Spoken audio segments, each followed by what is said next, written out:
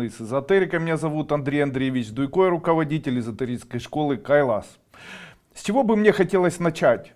Парся или передвигаясь в информационном поиске в Гугле и в Ютубе, я заметил, что большинство людей, которые преподают или дают информацию, совершают большую ошибку. Эта большая ошибка заключается в том, что они не считают время, которое тратит человек на получение информации, драгоценным временем для человека. Именно поэтому я все-таки решил видоизменить свои вот такие видеообращения, давать информацию более четкую, не делать вот таких предысторий и так далее, то есть делать максимально укороченные и максимально информационно насыщенными те мои потоковые передачи, которые я вот так презентую. Также я решил видоизменить свои семинары, поменьше, они будут короче и будут гораздо более информативными, чем я делал это до сих пор. Я считаю, что мы пришли в то время, когда необходимо уважать чужое время и давать информацию в чистом виде, без предварительного разукрашивания этой информации, что я постараюсь сегодня и сделать. Сегодня я написал в своей группе Дуйко, Кайлас и РТЕ следующее обращение. Я попросил вас написать мне вопросы, которые бы вы хотели, чтобы я рассмотрел на данном пятничном вебинаре. Большинство вопросов касалось межличностных отношений, а также отношений семейных, а также отношений между мужчинами и женщинами. Итак, сегодня я хотел бы это все подытожить, и начну я вот с чего. Я подготовил информацию и хотел бы сейчас поделиться. Итак, вы знаете, что все основные проблемы, которые связаны с конфликтами между мужчинами и женщинами, заключаются в том, что мужчины и женщины не до конца друг друга понимают. Какие ошибки совершают женщины и какие ошибки совершают мужчины, их можно перечислить сейчас на пальцах. Я постарался сегодня выписать самые основные ошибки восприятия. То есть это по-другому, как женщины неправильно воспринимают мужчин и как мужчины неправильно воспринимают женщин. Итак, первое. Женщины считают, что привязать к себе мужчину легко, для этого просто достаточно с ним переспать. Это является одним из заблуждений, так как для мужчины сексуальный акт не является чем-либо особо важным. Для мужчины сексуальный акт с женщиной — это как чистить зубы или ходить на работу и так далее. Это большая ошибка, женщины ее совершают. Для женщин сексуальное отношение или сексуальный акт — это очень важно, по их мнению. Для мужчины это не является таким важным чрезвычайно, и очень часто мужчины на это, я не знаю, к радости или к сожалению, не обращают должного внимания совершенно. Женщины же считают наоборот. Я сегодня был участником таких слов, когда сказали, допустим, там взрослый мужчина, рядом с ним молодая женщина, и одна из моих знакомых, она говорит: вы рассматриваете этого мужчину. Почему? Потому что женщина вдруг придумала, что если мужчине не нравится женщина и с ним достаточно переспать, то тем самым можно такого мужчину закадрить. Это большая ошибка. Мужчины любят глазами, мужчины любят не после интимных отношений. Да, мужчину можно обязать после интимных отношений, чтобы он дальше был вынужден ухаживать, но это будут отношения, построенные на лжи, где в самом начале мужчине женщина не нравится. Таким образом, если мужчине не нравится женщина, то не стоит его заставлять. Поэтому, когда там мужчин рассматривают как безмозглых телят или как безмозглых каких-то человеков или недочеловеков, я считаю, что это очень неправильно. Как бы женщины не считали, они совершают очень большую ошибку, считая, что всем мужчинам нужны только интимные отношения, или считая, что все мужчины — это безмозглые телята, с которыми достаточно переспать, чтобы они в дальнейшем там начали жить, женились или не ушли из семьи и так далее. У мужчин эрогенная зона — это глаза, а также уши. Именно поэтому необходимо мужчинами восхищаться, мужчинам необходимо нравиться, тогда мужчины начинают обращать на это внимание. И то, что мужчина переспал с женщиной, даже которую не любит, не говорит о том, что мужчина любит эту женщину или даже хочет с ней связывать отношения. Вот такая банальная правда. Далее, в мировоззрении многих женщин есть зачастую сформированный образ. Это некий образ мужиков-телков. То есть некоторые женщины очень почему-то считают, что Мужчины это такие полузверюшки, которых возбуждает грудь исключительно, они тянутся только к груди женской. Это мнение ошибочно, так как мужчина очень думающее существо, и оно не бездумное, как считают многие, к сожалению, женщины. Мужчины, в отличие от женщин, имеют особый склад ума, и он заключается вот в чем. Когда женщина переживает, то она переживает своей душой, переживает своими чувствами и переживает своим телом. Именно в этот момент у женщин не очень складывается с осознанием того процесса, который происходит в мозгах. То есть в этот момент женщина не может сконцентрироваться, она не может ничего придумать, она не может вырваться из запутанной или сложившейся или складной ситуации. В этот момент ей необходима поддержка. У мужчин наоборот, в момент того, когда у мужчин появляется неприятность, они становятся бездушными, черствыми, они становятся такими жесткими, их мозг отключает их чувства, они готовы принимать множество решений.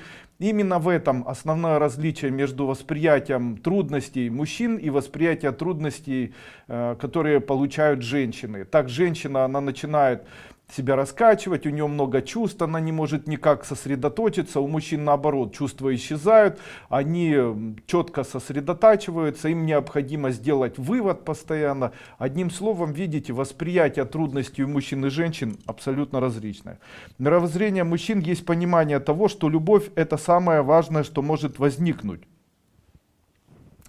Так обычно считают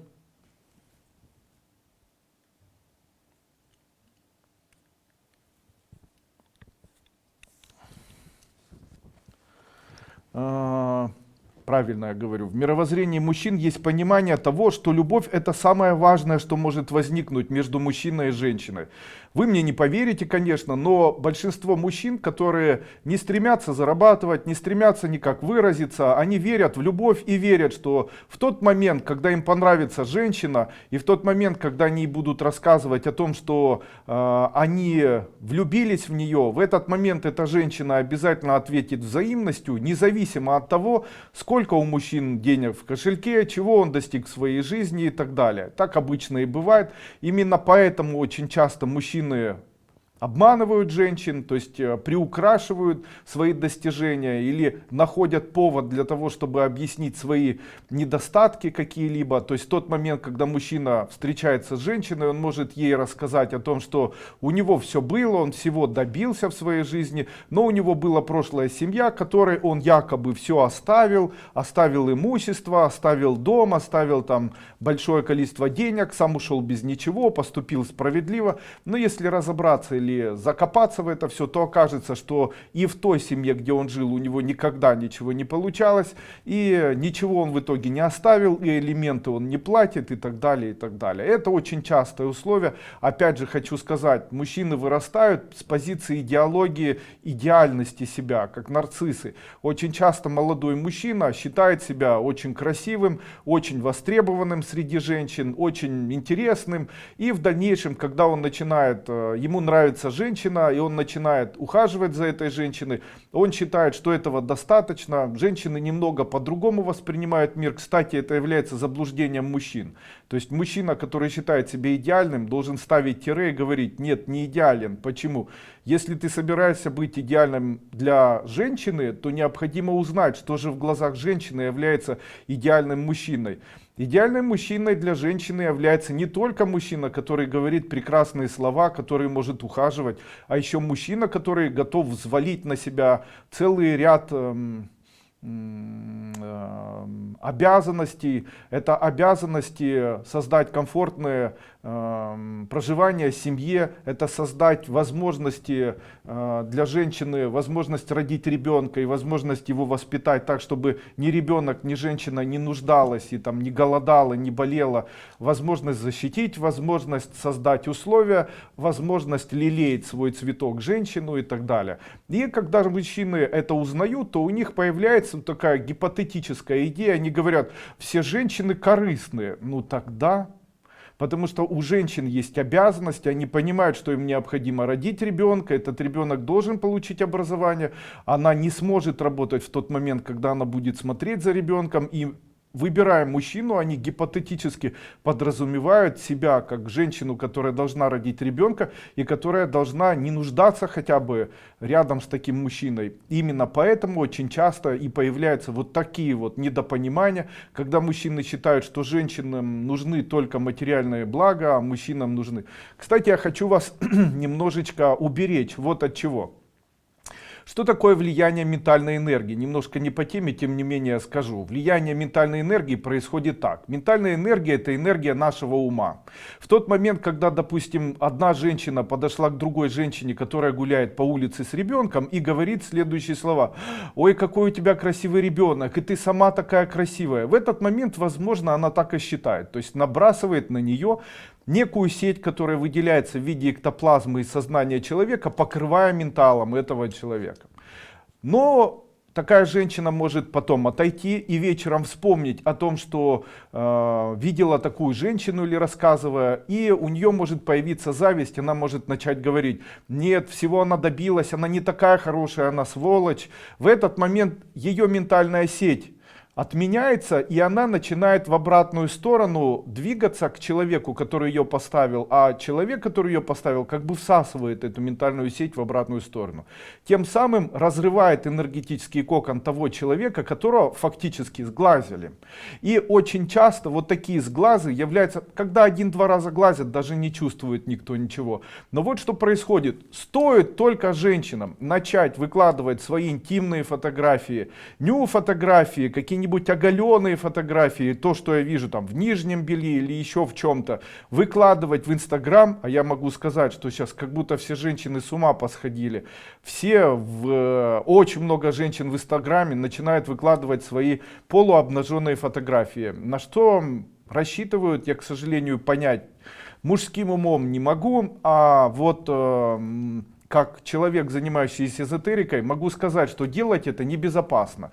Очень часто женщины, которые выкладывают свои фотографии подобным образом, имея очень красивое тело, имея очень красивую внешность, возможно, сталкиваются с тем, что их перепощивают, публикуют дальше, начинают пользоваться их фотографиями, и после чего происходит многократное влияние ментала на этих женщин, многократное втягивание ментала в обратную сторону и разрывание этого человека даже через фотографию его энергетической структуры. Очень часто женщины, которые выкладывают такую информацию, особенно красивые, сталкиваются с тем, что нечаянно вдруг у них по непонятным причинам начинают появляться панические атаки, депрессивные эпизоды, состояние стресса, они не могут никак с этим справиться, и после этого медленно сходят с ума, не понимая, что этому послужило только то, что они выставили свои фотографии полуобнаженные или какие-либо еще фотографии в социальные сети, и эти фотографии стали нужны дальше, ими начали пользоваться другие люди. Вот такая вот механика в эзотерике.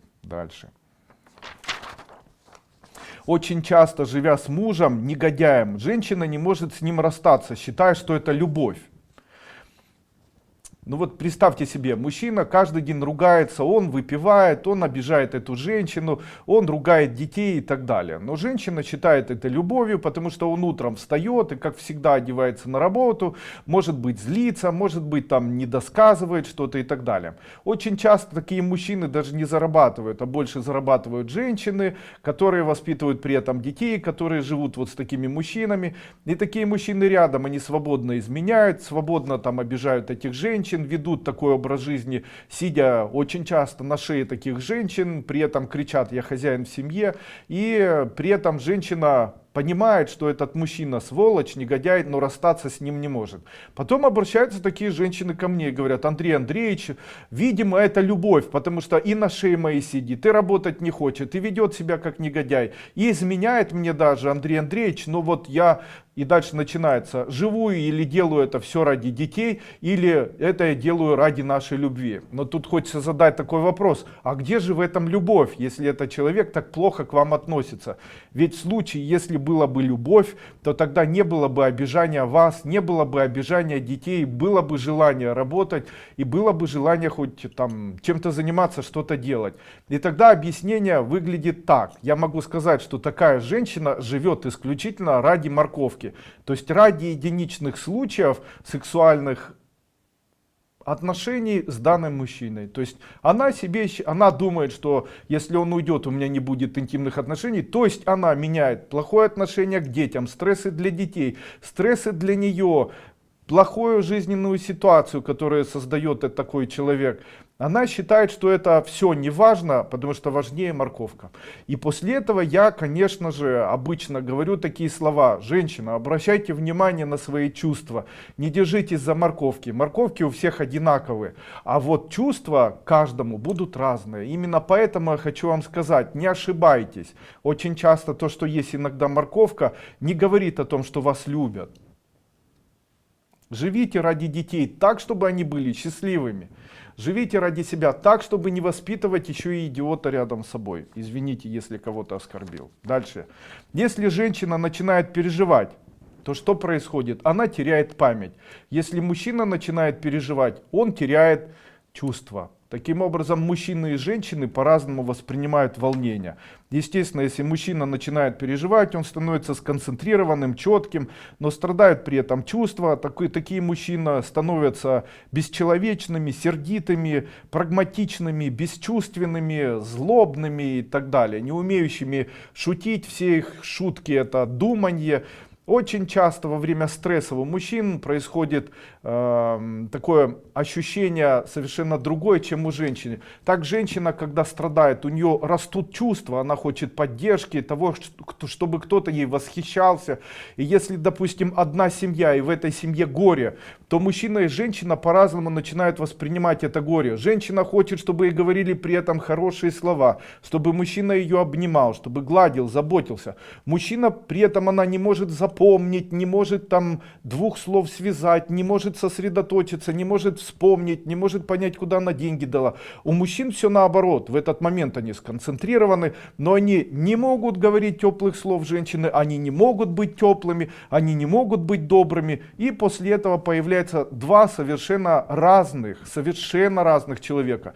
Его раздражает то, что она не может думать, ее раздражает, что он не умеет чувствовать. И после этого вроде и жили, появилась проблема, она всех сблизила, но как разные, как чужие люди. И после этого, конечно же, понимание того, что происходит именно так, позволяет вообще сориентироваться и понимать, что вообще происходит. Именно поэтому начать необходимо не с обид: он меня не чувствует, меня не понимает, или там мужчина говорит: а она тупая, я с ней вообще жить не понимаю, как я вообще в ней видел умного человека. Это все понимание того, что такое может быть, мужчине и женщине даст возможность более лояльно, более тепло, корректно и толерантно, человечно относиться друг к другу. То есть мужчине начинать открывать вновь талант, быть более-менее теплым по отношению к этой женщине, а женщине открывать талант и более четко воспринимать ту информацию, которая, возможно, происходит вокруг и дается этим мужчиной, ну и, в общем-то, двигаться в сторону взаимопонимания для укрепления вот таких семейных отношений. Дальше. Если мужчина ругается, то это, скорее всего, им запомнится.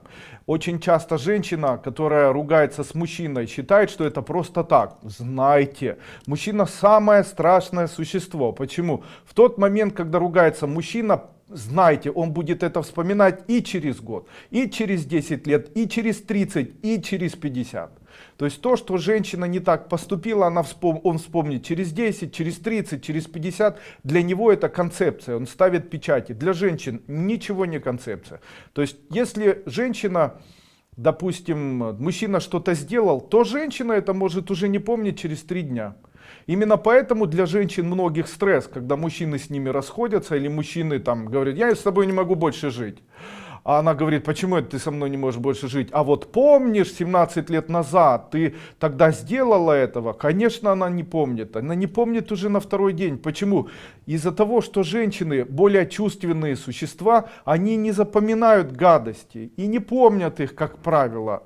А если и помнят, то недолго. Это такая особенность, и это хорошо. Потому что если бы женщины все помнили, то мужчинам было бы мало места. А вот мужчины помнят, потому что обычно чувств в этом всем нет, а есть там какое-нибудь сознание. Но особенность этого сознания заключается очень часто вот в чем. Мужчины склонны к тому, чтобы преувеличивать формы своего восприятия сознания. То есть мужчина, там женщина сказала что-то не так, он после этого начинает об этом думать и приукрашивает.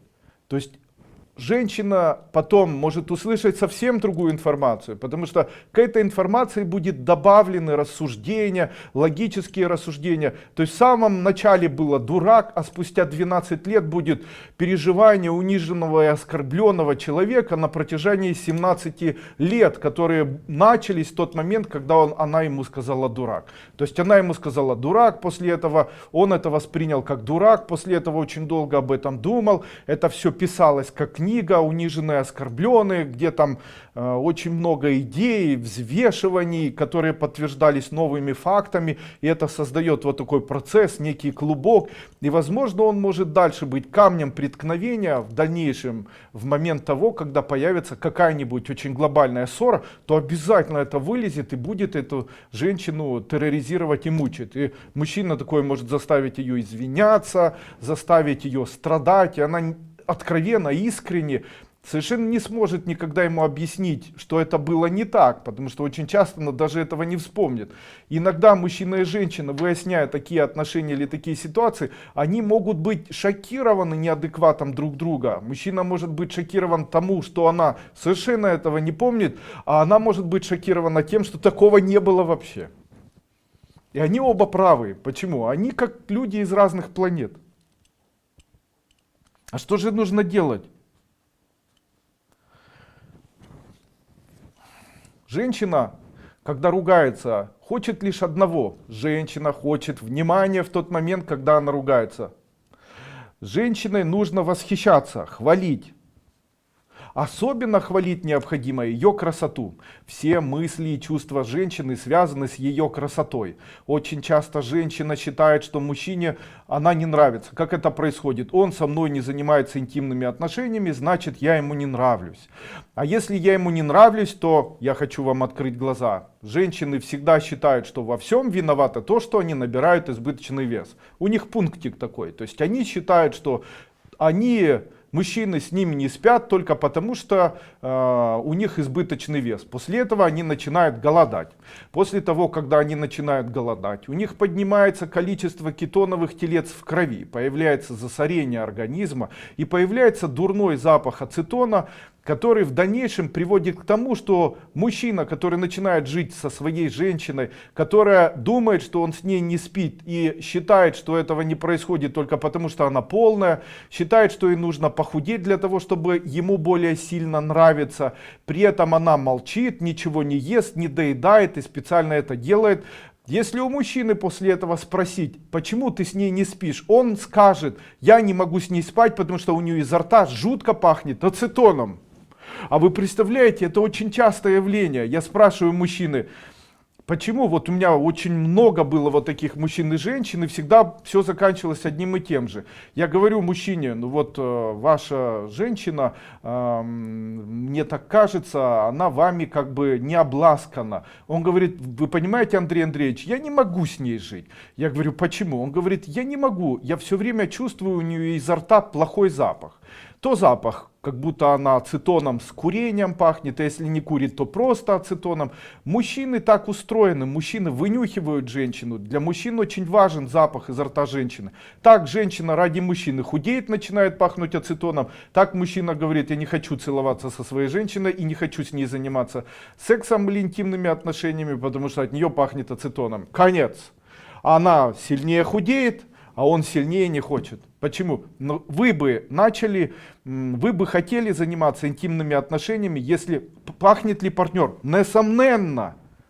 И партнер пахнет, конечно же. Любишь женщину перед началом интимных отношений, помой ножки, помой ручки, помой зубки.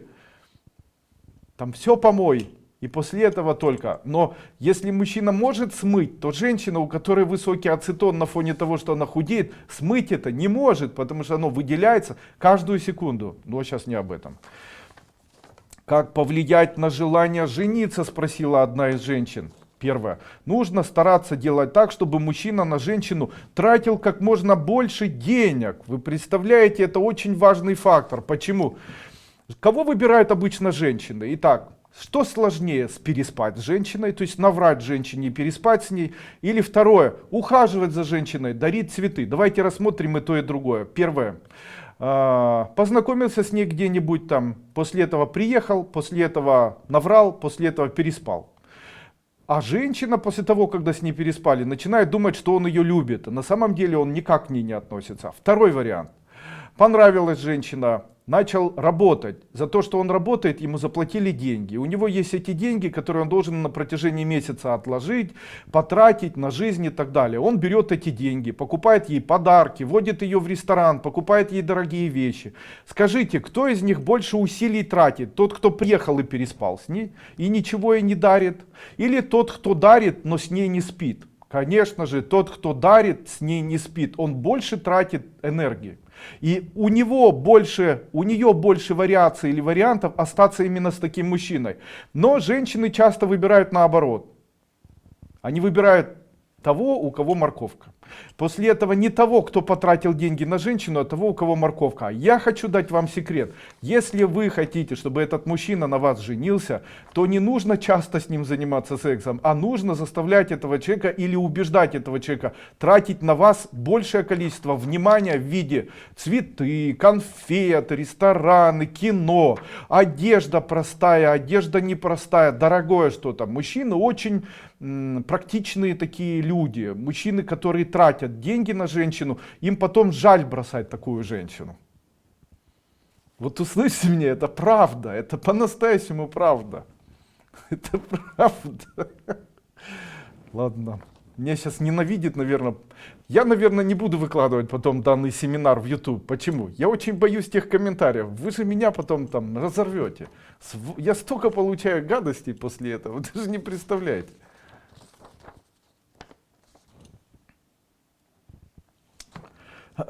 Продолжаем. Как повлиять на желание жениться? Number two. Второе. Нужно быть вместе как можно чаще. Никакой свободы. То есть мужчина говорит, я поживу в Италии, а ты пока поживи здесь. Нет.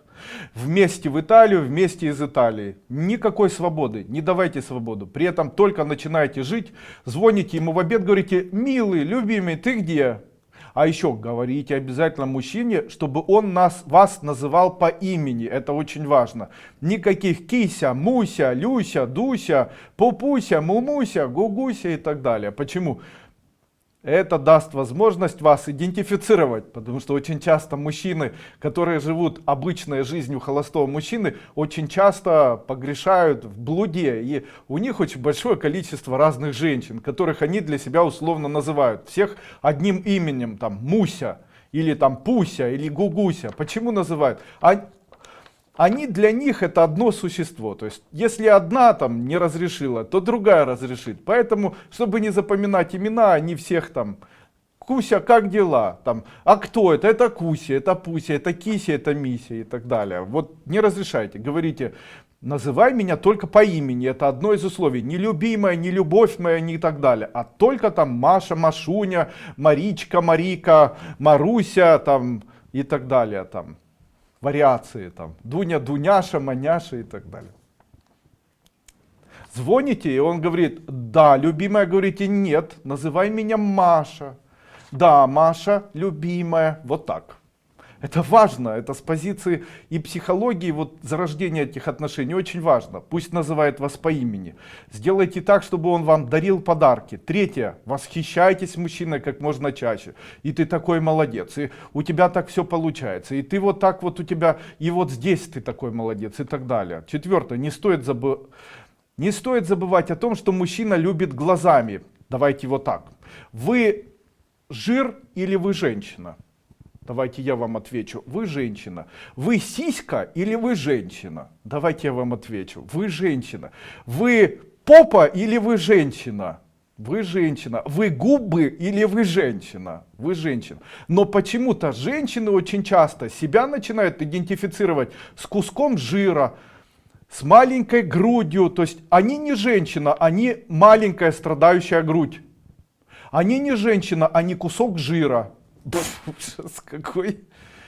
И после этого женщина начинает себя так воспринимать. То есть я не женщина, я кусок жира. Почему? Потому что нет других задач, нет других идей. Только борьба с целлюлитом, только борьба с жиром, только желание сделать губы, грудь, попу, я не знаю там еще. Но вы же женщина. А женщина это не только вес, это еще и чувство, это ум, это красота ногтей, губ, красивая чистая одежда, опрятные волосы, красивая прическа и так далее. Не забывайте, мужчины видят глазами. Но для женщин очень часто сводится это только в одну тему. Все мужчины, а я большая сиська. Теперь я всем покажу, и все будут за это клевать. Нет, женщиной нужно быть. А женщина, она подразумевает все в себе. И худоба, и полноту, и грудь, и органы, я не знаю, там все вокруг себя, понимаете. Мужчины видят целостное восприятие женщины, а не кусочками. А женщина считает, что если она худая, этого достаточно, все. А губы там не важно, волосы не важно, главное я худая, все. Мне сложно вообще над чем-то, главное соблюдать диету. Но вы же не кусок жира, чтобы соблюдать диету. А мужчина же не тот человек, который любит исключительно худосочное мясо. Не нужно из себя делать частью какого-нибудь комплекса. Очень часто женщины воспринимаются мужчинами как часть какого-то комплекса. То есть мужчина встречается с женщиной, я это не ем, это не буду, это то не буду, не то не буду. Почему? Потому что мужчина встречается сейчас не с женщиной, а с комплексом. Каким? С комплексом женщины, которая всю жизнь худеет. Для нее других идей не будет. Ее жизнь будет связана там с воспитанием детей, зарабатыванием денег. И все остальные идеи у нее будут связаны с тем, чтобы похудеть в дальнейшем. Но это же жизнь с куском сала, который хочет худеть.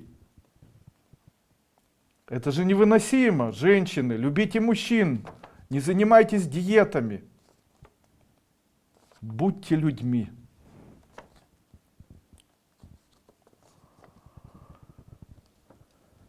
Продолжаем. Ошибки женщин. Женщины считают, что худая значит красивая, большая грудь или большие губы значит нравится, частый интим значит это спасет наши отношения. Это глупости. Мужчины смотрят на женщину не потому, что у нее самая худая талия, не потому, что у них красота это самая тонкая женщина, нет. Красота это женщина с самой большой грудью, нет. Красота это самые большие губы, нет. Красота это самые тонкие бедра или толстые, нет. Часто все, с мной муж расходится, что ему еще нужно? Я уже каждый день с ним интимными отношениями занимаюсь. Помните, я говорил в самом начале, не беспокоит это мужчин, а для них интимные отношения как чистить зубы. Ну, занимайся и что? И он что, от меня уйдет? Да. Почему? Но у нас же так все хорошо. Нет, нехорошо. А почему нехорошо? Кстати, о худобе или о худобе несколько слов. Голодание приводит к увеличению кетоновых телец в крови, что в итоге приводит человека к тому, что из его рта появляется катастрофический запах ацетона. Также со временем начинает вонять все тело, извините за слово вонять. А также пахнуть от человека начинает постоянно. Женщины говорят, от меня все время плохо пахнет, даже если я моюсь. Перестаньте голодать, перестаньте голодать, перестаньте голодать. Вторая ошибка. Почему пахнет от тела? Это сегодня женщина за такой вопрос давала. В случае, если вы после того, когда вы купаетесь под душем или в ванной, выходите и даете своему телу обсохнуть, вы совершаете большую ошибку. Она заключается в том, что тело, которое обсыхает самостоятельно, выделяется из пор большое количество жира, который окисляется в момент того, это защитный механизм тела. В случае, если тело не вытереть, выделится жир. Таким образом, если жир выделяется, он окисляется, и именно он создает неприятный кисломолочный запах в дальнейшем. А еще такой жир окисляет вашу кожу, и кожа становится сухой. Женщины, обязательно, выходя после душа, вытирайте все свое тело полотенцем. Это же относится к мужчинам. Хотите хорошо пахнуть? Чтобы ноги не пахли, их необходимо вытирать. Мужчины выходят, и им лень наклониться, или живот мешает, и не вытирают ноги. Долго не вытирают ноги, выделяется жир, там появляется грибок, после этого появляется плохой запах. Это частое явление. Если вы где-то не вытираете, оно само высыхает, то там будет пахнуть. Это такая особенность. Везде нужно вытирать. А мы обычно вытерлись на скорую руку, под мышками не вытерли, там начало пахнуть. Не вытерли еще где-то, там начало пахнуть. Там всегда будет запах. Это особенность людей, которые не понимают. А есть такие женщины, которые считают, что если на них высохнет вода, то их тело станет более увлажненным. Это абсолютная глупость. Даже если вы сверху намажете себя маслом, то это масло не впитается. Оно свяжется с жиром, который выделится из вашего тела. После этого на вашем же теле окислится, потому что жир, который выделится у вас, он будет гораздо активнее, чем тот, который смазан, смешается и создаст самый неприятный запах, который возможно. Женщина, считающая, вот я намажусь перед сном и буду хорошо, на второй день будет так нехорошо пахнуть, насколько это возможно. При этом будет в дальнейшем и одежда пахнуть и так далее. Женщины, не совершайте ошибок. Так женщина голодающая, каждый день свое тело смазывающая маслом, может привести семейные отношения к катастрофе. А потом у мужчин я спрашиваю, что ты с ней расходишься? Он говорит, я живу в облаке злачной вони. Моя жена такая красивая, целоваться с ней невозможно, от нее все время воняет, я не знаю, что с ней делать. А вытирание волос это еще хуже. Вы знаете, что если не вытирать волосы, а просто их сразу же сушить феном, точно так же происходит. Выделяется жировая ткань, после этого выделяется жир, вернее, после этого он начинает портиться, и уже на второй день ваша голова будет пахнуть плохо. Именно поэтому я часто говорю, после того, когда вы покидаете душ, то обязательно необходимо вытирать многократно голову мягким полотенцем, для того, чтобы максимально высушить свои волосы этим полотенцем, для того, чтобы максимально убрать возможность появления вот этих жиров. Тогда волосы не пачкаются, волосы выглядят подолгу, как чистые волосы.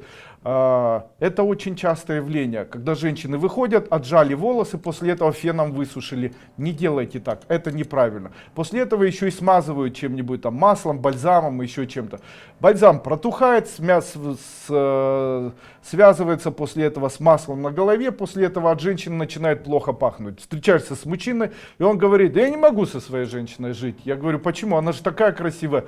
От волос у нее пахнет, от тела у нее все время пахнет, изо рта пахнет. Я живу с облаком злачной вони. Я ее люблю только на расстоянии, я не хочу с ней спать. И после этого она мне нравится, я на нее смотрю, она хорошая, она детей любит, но спать с ней не хочу. Почему? Лучше бы Бог меня наказал и лишил меня напрочь запахов, или там, чтобы я ничего не слышал.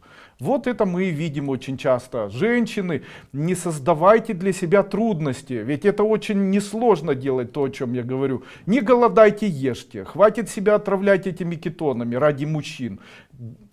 И пахнуть потом. Вытирайте волосы, вытирайте свое тело полотенцем, будьте людьми. Ладно, не важно. Дальше. Не нужно совершать ошибок во время совместных ссор. Каких? Первое. Что может разрушить семью? Слово «а ты».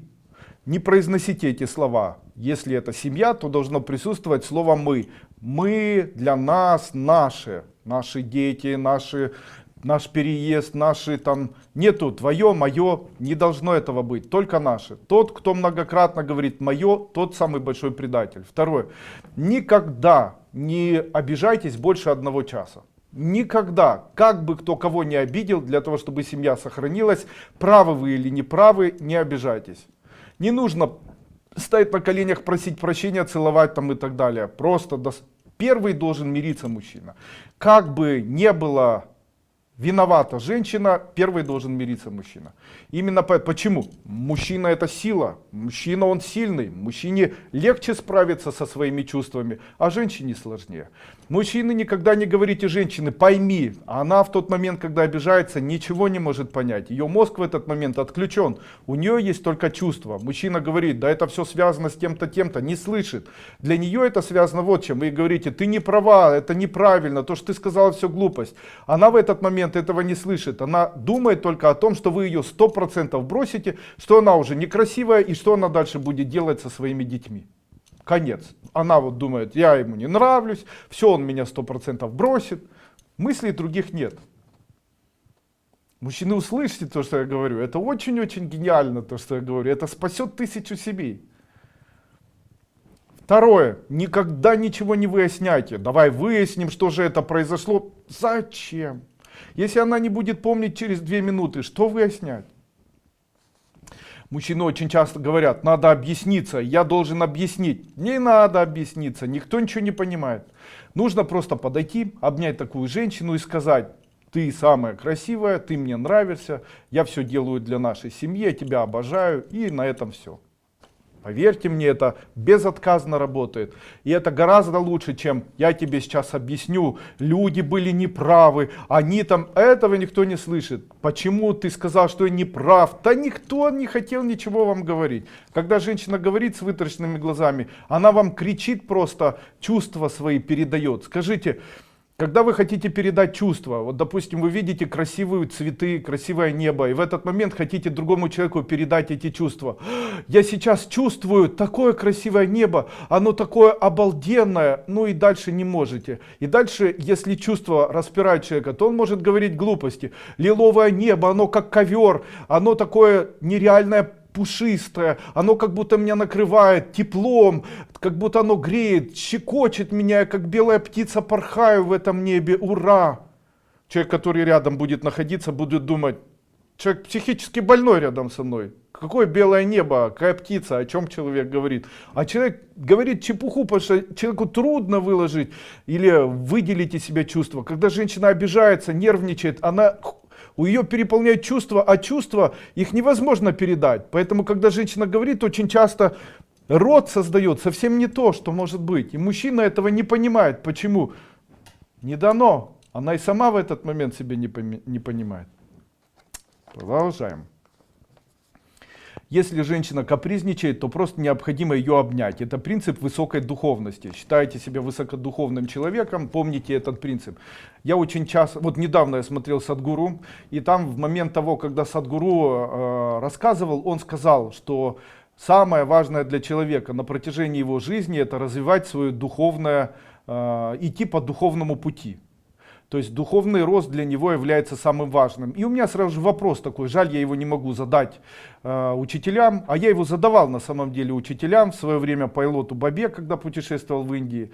Я задавал вопрос, и этот вопрос был всегда один и тот же. Я задавал его Монтекче в свое время, не Монтекче, а Сью Минтану, задавал этот вопрос вот по Илоту Бабаджи, задавал такой вопрос при встрече с Нармакаем Норбу Римпоче. И вопрос мой был всегда одним и тем же. Если это духовный путь, то тогда этот путь физически можно обусловленно начертить и поставить пункт А, это моя жизнь, от которой я сейчас отталкиваюсь, и пункт Б, это мой духовный, максимальное мое духовное развитие к пункту Б. И тут сразу же стоит такая дилемма. Как я увижу, или как я смогу осознать, или как я смогу понять тот момент, когда я стал высокодуховным существом.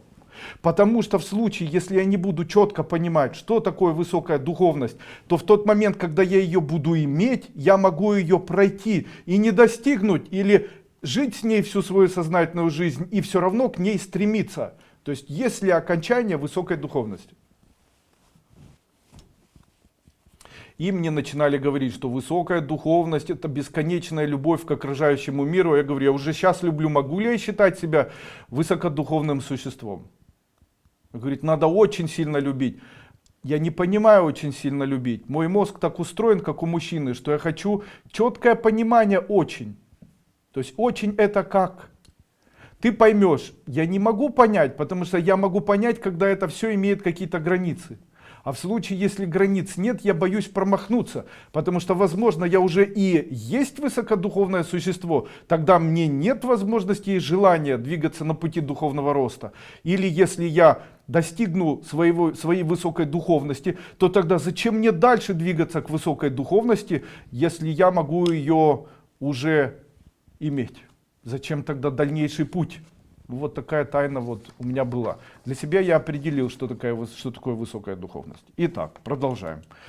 Итак, для того, чтобы, если женщина капризничает, то просто необходимо ее обнять. Вот это и есть принцип высокой духовности. Человечность, доброта, безвозмездная радость. Дальше. Есть ли в семье кто-то, кто больше или меньше делает что-то для семьи? Ну, конечно же, нет. Потому что все делается в один котел. Что тяжелее, много работать или что тяжелее, много там что-то там за детьми смотреть, или что тяжелее, там книжки писать, или что тяжелее. Я хочу вам сказать, вся работа, которая делается, она делается не из-за того, что тяжелее или легче. Она делается для чего-то. Поэтому не нужно расценивать, что ты там вот это не делала, ты вот это. Необходимо расценивать, мы все делаем в один котел. Грубо, все, что делается, делается для благополучия семьи. И для благополучия семьи любая работа и все, что делается, все для благополучия подходит. Поэтому то, что она сидит дома с детьми, это то же самое, как он ходит на работу и с утра до ночи там зарабатывает денежки и в клювике приносит. Дальше. Андрей Андреевич, как изменить друг друга? Только путем восхищения. Смотрите, как нельзя изменить. Допустим, сколько можно курить, ты выкуриваешь по 2 пачки. Нет. Путем восхищения. Надо же, я заметила, что ты куришь меньше. Какой же ты молодец. Разница имеется. Если будете так говорить, человек бросит курить. Или, допустим, какая же ты толстая, когда ты похудеешь. На. Ну надо же, ты странеешь на глазах. Ты что-то делаешь с этим? Вот это да. Продолжаем. Мне очень это нравится. Заметная разница. Видите, заметная разница. То есть не тыкать человека в его недостатки, а наоборот его восхищать или поддерживать на пути его задач. Дальше. Как эзотерически можно понять, будет будущее или не будет в ваших отношениях? Итак, первое. Если у вас увеличивается совместно материальное благополучие, и вы сразу же договорились, что у вас будет общий котел, куда вы складываете деньги, и у вас этот общий котел начинает в геометрической прогрессии увеличиваться, знайте, у вас 100% будут отношения в дальнейшем. Второе. Если в момент отношений вы помолодели вместе, то это очень хороший знак. Это говорит о том, что вы долго проживете. Дальше. Если кто-то начал обманывать, воровать, выносить деньги, не ложить в котел общие, также вы уличаете этого человека многократно в обмане вас. Это говорит о том, что у человека есть корыстные или какие-то коммерческие неправдивые цели. И скорее всего у вас с ним отношения не произойдут или не получатся. Дальше. Мой парень часто психует и нервничает. Если человек часто психует и нервничает, знайте, этому человеку не хватает внимания. Что это обозначает и как его проявлять? Спрашивайте у него что угодно, но о нем. Так и говорите, ну как твои дела, ну как твоя рука, ну как твоя работа, и что у тебя получается, ну как твое самочувствие, надо же там, ну вот побольше разговоров об этом человеке. Вот сидит человек, допустим, за столом и нервничает. Допустим, он говорит, ты чавкаешь сколько можно, вы говорите, надо же, я никогда не замечала, ты так красиво ешь. И вообще, как дела у тебя на работе? Ты хочешь об этом поговорить?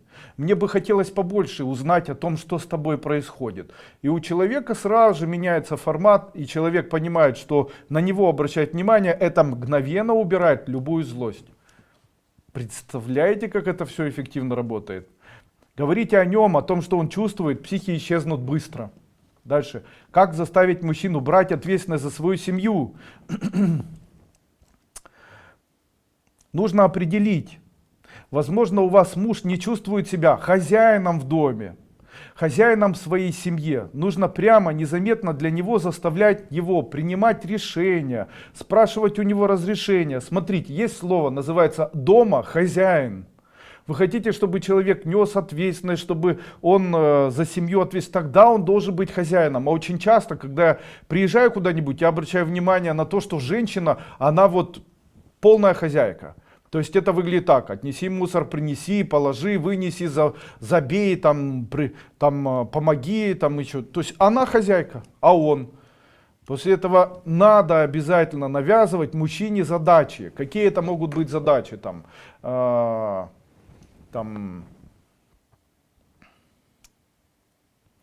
Хозяйственные задачи. Там, надо помочь нашим детям разобраться в математике, надо помочь нашим детям, там, позанимайся с сыном, или там, позанимайся с дочкой, или поиграйся с дочерью, позанимайся с сыном, а можно я вот эти деньги потрачу на это, после этого, а я у тебя хотела спросить, вот правда или неправда, а вообще вот как ты думаешь, вот это заставляет человека чувствовать, что он хозяин. Когда женщина говорит последнее слово за мной, пусть она зачеркнет это, потому что мужчина в дальнейшем не будет нести никакой ответственности за семью, будет гулящим, шляющимся и будет искать ту семью, где он будет хозяином. Мужчина должен чувствовать себя хозяином, хозяином своей стаи, хозяином, руководителем, нести ответственность и так далее. Это важно. Если женщина ограничивает мужчину от того, чтобы он принимал решения, она должна знать, он может в дальнейшем начать ей изменять. Он будет искать то место, где будут его воспринимать как хозяина. А это важно, потому что мужчина должен принимать решения, должен обо всех думать, должен домой там деньги нести, должен, чтобы видели все, понимаете, это как собака. Она принесла еду, положила и села вот так вот, и все ей хлопают в ладоши. Какая ты молодец, какая ты молодец. Она может не есть в этот момент. Почему? Дифирамбы для нее дороже, чем мясо. Она может не есть, подождать, когда все погрызут. Почему? Это такая особенность. Хозяин — это тот, кем восхищается, даже если это не очень нравится. Тогда даже морковка длиннее становится. Как заставить мужчину брать, ответил, как защититься от программы, когда близкие говорят, ты ни с кем не будешь жить. Существует тайна эзотерическая, она звучит так. Если начинать свое предложение со слов «а», то тогда слово «а», что обозначает Бог, разрушает любую программу. Допустим, женщине говорят, ты ни с кем не будешь жить, там, отец говорит, мать, ты никогда замуж не выйдешь. После этого она может эту программу разрушить, вспомнив ее. И ей говорят, ты никогда не будешь ни с кем жить. А она вечером ложится спать и говорит, а я вот зато буду жить с самым лучшим мужчиной, который живет на земле.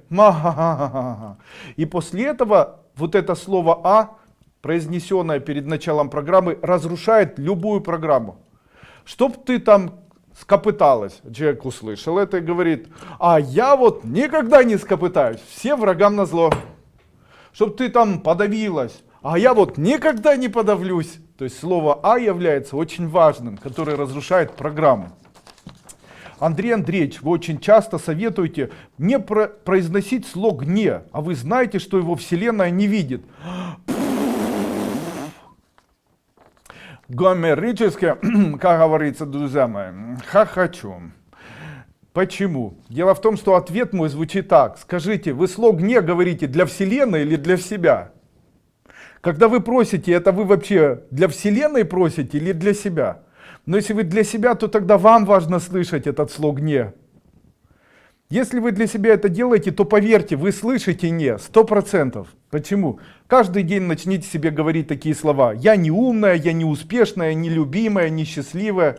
Ведь их не слышите, правильно? Ведь вы их не слышите, они для Вселенной не играют никакой роли.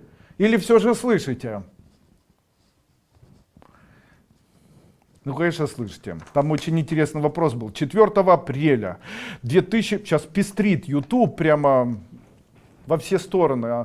4 апреля 2020 года откроются врата. Это небесные врата, которые сделают нас сразу же всех, и мы должны собраться, и должны взяться морально за руки, и все вместе. Что за чепуха вообще?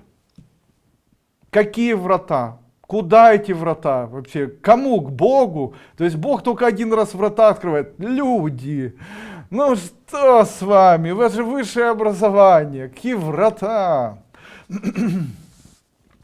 Если что-нибудь такое, что можно сделать 04.04.2020 года, конечно, если много четверок, то в день с цифрой 4 имеет тенденцию забирать проблемы. То есть если в этот момент вечером ложиться спать и сказать себе, клянусь, с сегодняшнего дня 4.04.2020 года, год не курить никаких сигарет, то скорее всего с этого дня бросите курить. Попробуйте сделать. А еще хорошо было бы, если бы 4.04.2020 было в четверг. Вот тогда бы получилось бросить курить. Теперь чуть-чуть отвечаю на вопросы и заканчиваем. Андрей Андреевич, ученица вашей школы, как можно заставить платить алименты бывшего мужа вашей дочери, он с дочерью общается? Для того, чтобы заставить платить алименты, вы должны знать вот такую вещь. Смотрите, в случае, если вы хотите, чтобы ваша дочь прожила точно такую же жизнь, как живет ваш муж, точно такую же жизнь, не успешную, не радостную и так далее, то можете принимать эти элементы. Почему очень часто мужчины не платят элементы? Дело в том, что если они несчастные, у них не получается зарабатывать, у них все очень плохо в жизни, они не создали себе ни семью, ни хорошую жизнь, ничего, то в случае, если их заставить платить алименты вашей дочери, то это как отдать часть судьбы. А вы хотите, чтобы у вашей дочери была судьба плохая? Если нет, то не нужны вам элементы. Пусть ваша дочь рядом с вами живет счастливо и живет радостно. Зачем вам повторять судьбу этого мужчины? Это же одна кровинушка. Алименты будут заставлять его повторять, ее повторять его судьбу, в которой он сейчас живет. У него ничего не получается, у дочери не будет. Он гуляет, дочка начнет, он бухает, начнет 100%. А оно вам надо? Если бы он был хорошим, то жил бы вместе с вами. Пожалуйста, как избавиться самостоятельно от родового проклятия? Легко избавиться от родового проклятия. Для этого вам необходимо купить у меня семинар, который называется «Порчи с глаза», первая и вторая часть, и его дома самостоятельно пройти. Я даю во время проведения этого семинара около 200 методов, как дома самостоятельно избавиться от любых родовых проклятий. Пожалуйста. Надеюсь, ответил. Андрей Андреевич, спасибо за ваши бесценные знания. Моей дочке 24 года, грызет ногти и кушает козявки. Отлично. Что это и можно ли помочь эзотерически? Я очень обеспокоена. То, что ребенок грызет ногти и ест козявки, говорит о том, что не хватает магния и автоматически кремния. Если ребенку начать давать каолин и магний в виде пищевых добавок, они перестанут и есть козявка, и грызть ногти. Есть козявки, кремния не хватает. Грызет ногти, кремния не хватает. Есть козявки, магния не хватает. Поэтому, если ваш ребенок часто ест козявки, то давайте этому ребенку иммуноукрепляющие препараты, а также давайте ему магний в чистом виде. Таким, не в чистом виде, а в виде БАДов. И таким образом сможете ребенку помочь. Замечу, здесь не упоминал БАДов в своей компании «Тибетская формула», как бы и не реклама. Андрей Андреевич, скажите, а если удалить свои красивые фото из социальных сетей, если они уже кем-то растиражированы, исправит ситуацию? Нет, не исправит ситуацию. Что необходимо делать? Не забывайте о ритуальной защите. У вас есть ритуальная защита, которую я давал на обновленных ступенях, в старых ступенях, там, Айм Хридая Намахом, Клим Ширай Сваха. Выполняйте ритуальную защиту не менее года. Если вы будете ее делать даже не один раз, а 2 раза в день, утром и вечером, делайте ее 1 месяц, делайте ее там 3 месяца. По 2 раза в день, вы увидите, как вы успокоитесь. Почему? На вас не будет воздействовать вот такие ментальные элементы чужих людей. Дальше. Расскажите, пожалуйста, как уберечь эзотерически ребенка, инвалида от горя отца после развода и ухода его из семьи. Я очень переживала, как ребенок будет расти без отца, хотела их общения. Сейчас молю Бога, чтобы сын его не знал вообще. Он делает никак. Ничего вы не сделаете, он не будет влиять на вас никак. Ваша любовь вашему ребенку сохранит этого ребенка, и воздействовать он не будет на него никогда и никак эзотерически. Главное, у него денег не берите. Я родилась 10.11. Общение с людьми в разных сферах работы, отношения начинают всегда хорошо, потому что у меня это исчезает. Провела параллель с нумерологией. Все совпало, вплоть я вроде как все умею, но быстро перегораю, даже и в таком плане быстро все исчезает, не начавшись. Читала мантры на работу, ваше помогло, дало временный эффект. Неужели цифры так на меня влияют? Стараюсь... Да не цифры влияют, не цифры. Вся особенность человека заключается в его воспитании. Очень часто воспитанный человек — это тот человек, который может иметь 3 элемента. Первое — самодисциплина. Контроль своих чувств, развитие сознания. Самодисциплина, контроль своих чувств, развитие сознания. Что обычно делают люди? Они не занимаются самодисциплиной, то есть они живут как гормональные люди, то есть там захотелось с кем-то переспали, захотелось наелось, там захотелось там просто разругалась на ровном месте. Дальше, контроль сознанием чувств. Для людей чувства это очень важно. Надо чувствовать, надо развивать, надо там страдать. Надо контролировать чувства и управлять своим сознанием. Настоящий эзотерик это тот, кто может чувства и тело взять в кулак. И третье, работа над своим сознанием. То есть работа над тем, чтобы увеличивать сознание, читать, дисциплинировать себя, работать над чувствами, устранять эти чувства в случае, если они негативные, работать над собой. Мне в свое время нравилось смотреть видео Ковалева Сергея Викторовича. Хороший человек, очень интересный, но я с ним отдыхал в Андалузии, в Египте, назывался город Сахл-Хашиш. Мы вместе с ним там жили целое лето. И там, вы представляете, начали строить что-то, что ему не понравилось. И мне было интересно его реакция. Человек, который имеет целую академию, который представляется как академик психологических наук, выдвинутый там, на какие-то там премии и так далее. Этот человек выскочил на улицу и начал так визжать, как женщина. Мне это очень поразило, потому что я думал, что человек, который занимается психоанализом, который занимается развитием своих форм управления своим сознанием, своих чувств, он может быть очень сконцентрированным, он может быть очень собранным, он может быть действенным, но вести себя как человек, у которого истерика, для меня это было, конечно, непонятным. После этого я перестал смотреть его видео. Почему? Он и в видео ведет себя как большая истеричка. Кстати, ему привет. Хорошо, что он сейчас не повторяет мои идеи.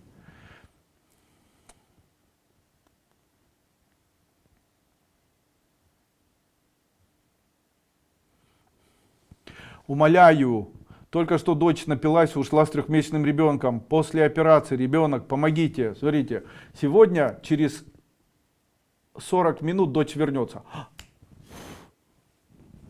Можете ждать, через 40 минут придет. И последний вопрос и заканчиваю. Итак, Андрей Андреевич, очень переживаю. Моя дочь как-то давно занималась в зале, что-то себе потянула, носит зеленую ниточку, позвоночник мажет мазь вертебралис. Теперь переживаю, будут ли у нее дети. Конечно будут. Не переживайте ни за что.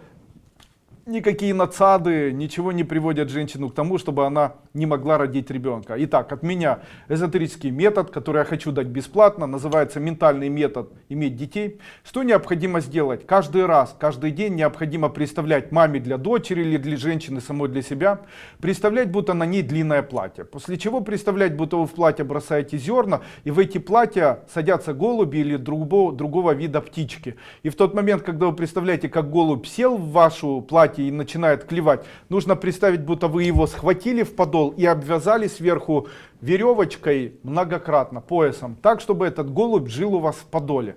Если это делать ежедневно для другого человека или для себя, то человек обязательно забеременеет и в дальнейшем появятся дети. Вот такая эзотерическая механика от меня в виде подарка для вас в момент вот этого бесплатного вебинара, который я провел сегодня. Если вам было интересно то, что я говорил во время этого вебинара, то обязательно переходите на мои страницы, которые находятся в Фейсбуке. Это моя группа Дуйко Кайлас и РТЕ в Facebook, мои страницы Андрей Дуйко в Фейсбуке, также мой сайт, который называется duiko.guru, сайт, на котором вы можете приобрести атрибутику нашей школы Кайлас, называется duiko.market, и сайт, на котором вы можете приобрести препараты моей компании, который называется aduiko.com.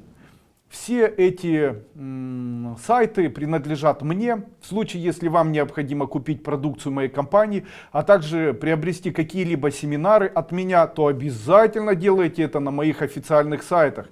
Очень часто сейчас люди, я их понимаю, хотят заработать на Андрея Андреевича и создают акции, по которым продают старые ступени или старую информацию, которую они, скорее всего, приобрели в складчинах. Это прямо самое настоящее пиратство, самое настоящая возможность зарабатывать на таких людях, как я. Борюсь ли я с этим? Конечно, борюсь, но хочется им, так пусть хочется. Я считаю, что если вы собираетесь заниматься эзотерикой профессионально в дальнейшем, то начинайте покупать информацию эзотерическую напрямую у своего учителя, не обворовывая при этом своего учителя. Ну что, я надеюсь, вам понравилось, а если да, то обязательно переходите после окончания видео на мой официальный канал в YouTube. И обязательно не забудьте поставить комментарий к данному видео, а также поставить лайк. Большое спасибо вам за то, что вы присутствовали сегодня на данном вебинаре. Уважаемые господа, не стоит бояться вирусов, не стоит ничего бояться в жизни вообще. Страх порождает стресс, порождает падение иммунитета, что в итоге приведет вас только к тому, что вы заболеете. Поэтому ничего не бойтесь. Побольше позитива в семье. Пусть в каждой семье будет тепло, хорошие взаимоотношения, обожайте друг другу, тепло друг к другу относитесь, поддерживайте в такое тяжелое время, не ищите зла, потому что зла хватает на земле, а вот добро нужно воспитывать в каждой семье, и это зависит от тех людей, которые в этой семье находятся. Не нужно быть пылесосами или пипетками зла и выискивать, где кому как плохо. Наоборот, выискивайте добро, становитесь источниками света, делайте так, чтобы в ваших семьях всегда царила любовь, взаимоуважение и человечность. Это приведет ваши семьи к тому, чтобы быть и богатыми, и счастливыми, и прожить от начала и до самого конца в счастье, радости и взаимопонимания. До свидания.